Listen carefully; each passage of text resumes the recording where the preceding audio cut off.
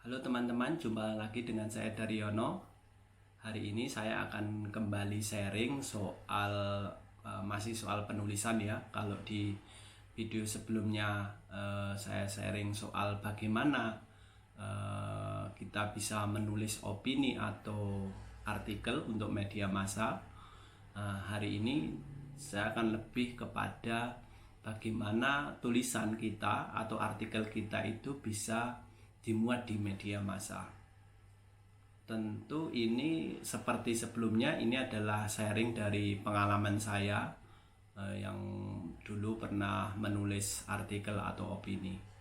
Saya sendiri sebenarnya belum pernah ya menjadi editor atau redaktur opini, artinya editor atau redaktur yang menangani naskah opini.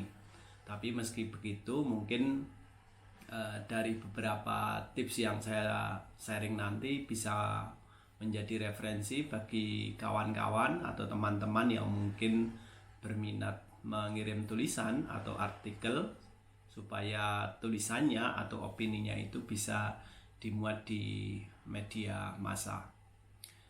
Yang pertama itu tentunya adalah kekuatan tulisan itu sendiri. Jadi bagaimana tulisan teman-teman itu punya kekuatan. Ini yang faktor yang paling utama. Nah, faktor utama ini tentunya sangat bergantung dengan bagaimana tulisan kita. Kalau tulisan kita kuat, tentu ini akan punya potensi lebih untuk bisa tayang.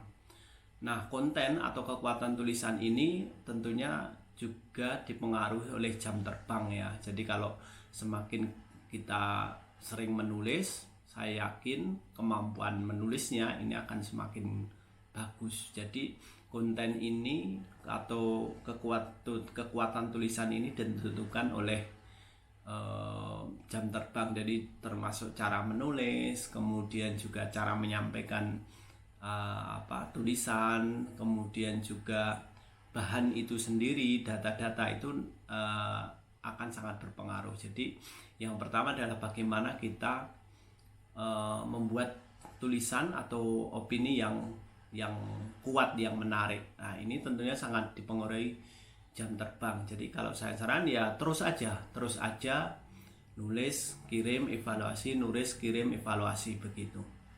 Itu yang pertama. Yang pertama adalah kualitas kekuatan tulisan kita. Yang kedua itu adalah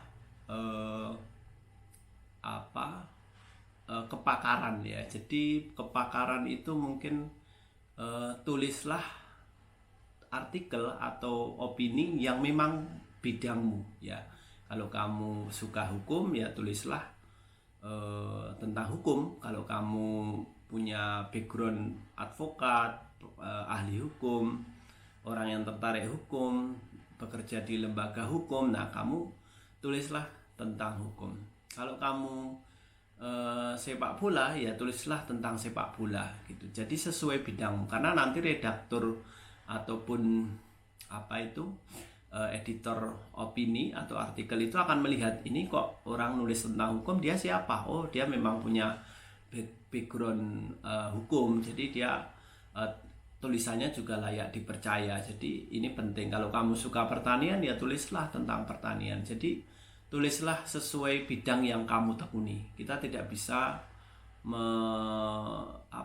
ahli di seluruh bidang. Jadi mungkin hanya beberapa bidang saja. Jadi tulislah yang tidak jauh dari bidang yang kamu tangani.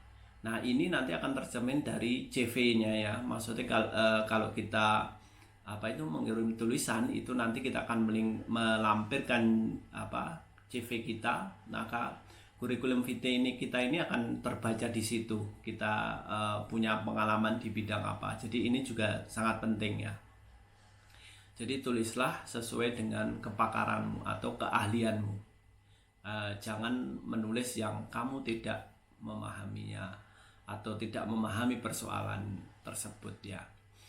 Kemudian yang ketiga itu media yang akan kita pilih ya, online atau cetak. itu tentu karakternya berbeda. Kita juga harus tahu karakter media yang kita kirimi itu model penulisan artikelnya seperti apa. Itu kita harus membaca. Kita bisa mengeceknya itu di artikel-artikel yang sudah tayang. Misalkan media ini dia lebih banyak memuat tentang isu-isu ini, media A lebih banyak memuat tentang ekonomi. Nah, itu kita juga harus pertimbangkan ya. Jadi dia lebih